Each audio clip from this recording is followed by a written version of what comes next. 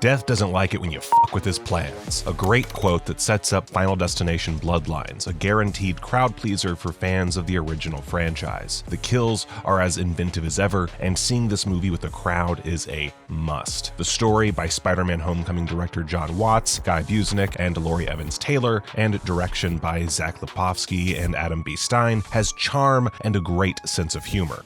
The new cast is a great signal for the franchise's future, and it's almost a shame they all inherently have to die. Sandwiched between a masterpiece like Sinners and a barrage of upcoming superhero content, Final Destination Bloodlines might get lost in the shuffle, but it is certainly worth a watch. Stephanie keeps having the same dream. Her grandmother Iris and countless others have died in a horrific accident. She is shocked to realize Iris had a premonition of those exact events, and as a result, all of those people went on to live, but not for too long. Iris explains that death came for them all eventually, and even their descendants. Stephanie quickly realizes that this applies to her and her family as well. She sets off to stop horrendous deaths from befalling her and her family. Results may vary.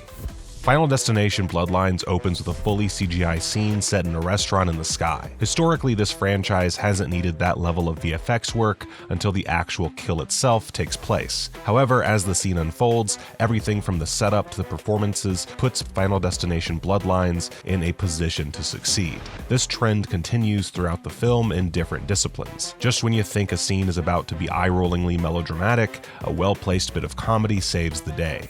This might be the best supporting cast of any Final Destination film. The brothers Eric and Bobby, played by Richard Harmon and Owen Patrick Joyner, in particular steal the show. Harmon as a punk rock jerk and Joyner as the space case are a match made in heaven. But the most iconic cast member is the horror legend himself, Tony Todd, reprising his role as William Bloodworth. The late actor has 6 more roles to come, but Final Destination Bloodlines was the last one he filmed before his untimely death last year. It's a joy and a privilege to watch these movies with a crowd, and there were several applause breaks in my screening, but none louder than during Todd's entrance. It's just one scene, which might be for the best considering his health at the time, but the entire movie stops when he appears. Though that ever-present sense of dread that the Final Destination films are so good at is still present, Todd's scene is the only moment in Bloodlines that is truly sincere.